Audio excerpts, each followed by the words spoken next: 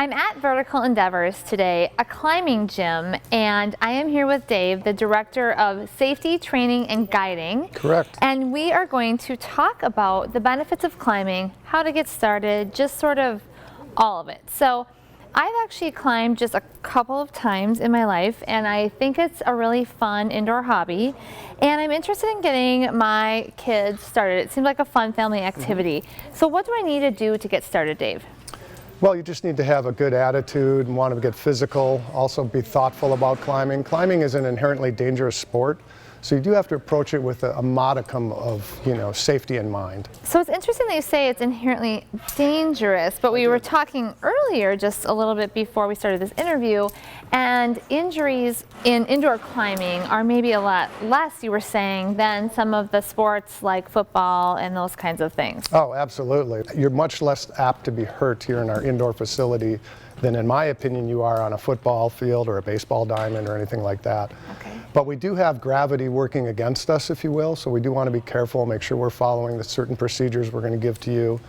We have protocols, we want to make sure everything's done just so, and if it's done in that fashion, it's certainly relatively safe. All right, so how do I get started? You've actually put a harness on me. Well, the thing about your harness is it's a sit harness, first and foremost. So that means when you're done climbing and you want to come back down to the ground, you just sit in your harness. So it's designed to make you comfortable when you're seated. Any type of climbing that you're going to be doing in the gym, whether it's top rope climbing, auto belay climbing, or lead climbing, the rope isn't really there to assist you. It's just there to catch you if you fall, or in fact, if you finish the climb, to lower. So the harness is essential because that's your attachment point to the ropes or the system. It's interesting because when I've climbed before, I've actually had a person on the ground who is sort of anchoring me with their weight, and I notice now that I don't see that happening. Have things changed? Yes and no. What the anchoring person you're talking about, that's actually called the belayer in climbing. And yes, we will still be happy to belay you and do a top rope climb, but you're correct. The auto belays you see behind you and that we have sprinkled throughout this facility and other facilities that we operate, auto belays have really changed the game here. People can come into the gym and within maybe 15 minutes or so have an understanding of how to operate them and begin climbing, virtually immediately. Yeah. So there is a little training or orientation. You're saying how long does that take? 15 minutes? Basically 15 minutes. I mean, you have to be flexible. It depends on how busy we are, time of day, etc. But sure, we can get a parent and some children out climbing within 15 to 20 minutes at that very outside. So how old do you have to be to start climbing? I've seen children in diapers here, believe it or not. Oh my gosh. That actually is a little scary to me. Well, those are probably children of climbers. Of climbers, okay. Yeah, we have a real great variation in the gym. All of the climbers in this area are, most of them at least, are members of our gym. And they're here a lot. And then we have a lot of parents and family. We have a lot of climb team. We have a lot of birthday groups. When school's out of session, our gym numbers go way up. So we do have a lot of opportunities like that here, yeah. So your title is Safety, Training, and Guiding. I get the safety and the training. What's the guiding? What's that about? I'm actually director of VEGA, which is Vertical Endeavors Guided Adventures. It's the outdoor climbing program. I'm sure you're aware you can climb outdoors. And you can climb things outside, like trees and such forth. Yes, okay. But a lot of our members are, avid climbers, and a lot of our members will climb here to practice and hone their skills so that when they get outdoors, they're in tip-top shape and ready to go. But as the director of VEGA, we do a lot of outdoor programs on how to set up top rope anchors, how to lead climb, how to set traditional climbing protection, and then we offer outdoor programs for the general public as well. One thing I noticed when I came in is some brochures on programs for like a climbing club, which I think is interesting because I have 4 kids and none of them are really that interested in team sports. It's sort of makes them anxious, or they just want to kind of participate in their own thing, but they want to be part of something. Is that what that does? It sounds like a perfect fit, actually. It's not a climbing group, it's called Climb Team, not to let team throw you off, but we have a 6- and 7-year-old group that are called, I believe, the Little Tykes. Okay. And they're certainly part of our team, but the real majority of our team members are 8 to 18, and then they progress through the various teams. They climb on an individual basis with partners. They learn how to belay. They learn some movement and technique classes. A lot of our staff that aspire to be climb team coaches have to go through some pretty rigorous training and effectively be invited to be a coach. Obviously, they have to be good with kids, but they also have to be good climbers. I like that because, again, you still are part of something bigger, Sure. but it's your own performance. Exactly. So we've got Ella dangling from a rope back here, but we've got this wall. But you talked to me earlier about something that I'd never heard about before. I'm wearing a harness, but you said some of your climbers that come to this gym don't ever own a harness because they do a different kind of climbing. Well, that's true. Bouldering is what you're referring to, and bouldering is a ropeless form of climbing. So the good news is you don't need a harness, you don't need any of the expensive gear. It's a lot of fun. It's kind of climbing distilled. Our walls are roughly 12 feet tall. If you would, for lack of a better term, the downside to bouldering is there is no rope. So when you fall, you do hit the ground. So is that the next step to this climbing, or, I mean, do I have to be very experienced to do this, or at doing this and then move on to boulder climbing, or how does it work? Not necessarily. The boulderers who boulder are often, they're some of our elite climbers. They're very adept at the sport. Bouldering is kind of a distilled version, so the hardest move on this 30-foot wall might be in a 3-foot section of that, and they really work hard at refining their technique so they can make those moves.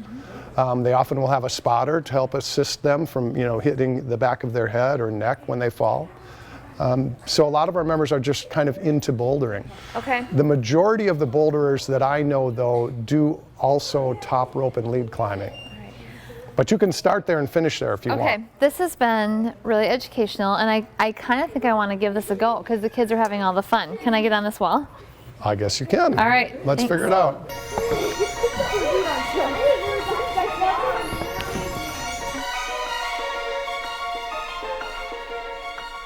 So happy if you look at how my arm is nice and straight. I'm not using any gas. If I'm in here like this, I have to really flex. Okay. I want to be nice and out. So put your left foot up on that guy. Then your right foot. You don't have to move your hands. Then move your left hand up to this one. And then move your right hand up to that one.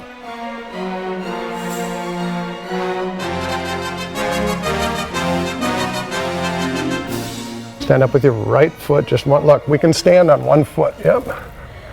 There you go. Take a nice breath, relax. We're gonna move up. I don't actually want to. In other words, you can watch me stand on one leg. I just stand on the one leg. I'm sure you did, monkey.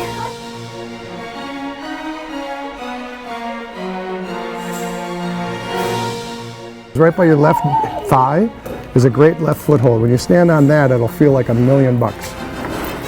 Great.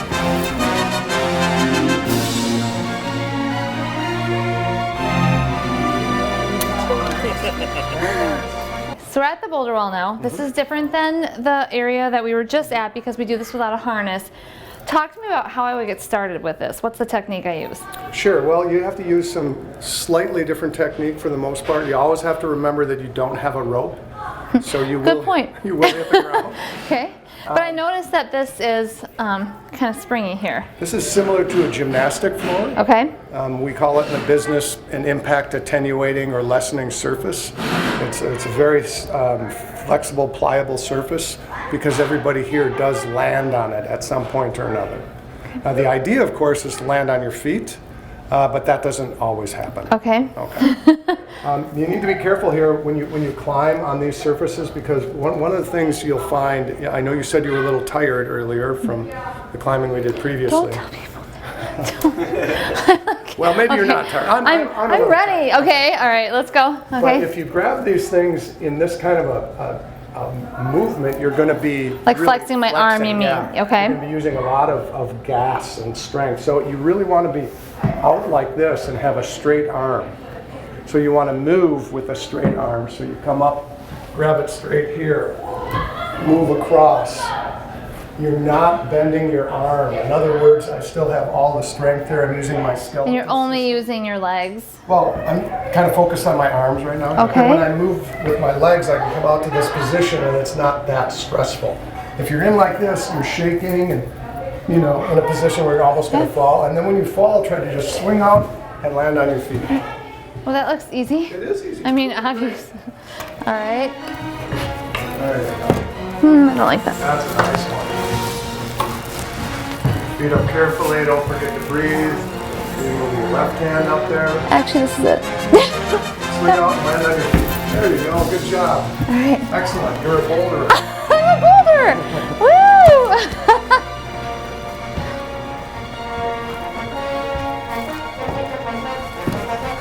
That one was the part. I'm like, where's my next note? Sometimes. I was very thoughtful. It's very thoughtful. Oh yeah. Nice. Nice straight arm. Much easier than I think. Ooh. Okay, that's it. And done! To learn more about Vertical Endeavors and how to start climbing with your family, visit our website.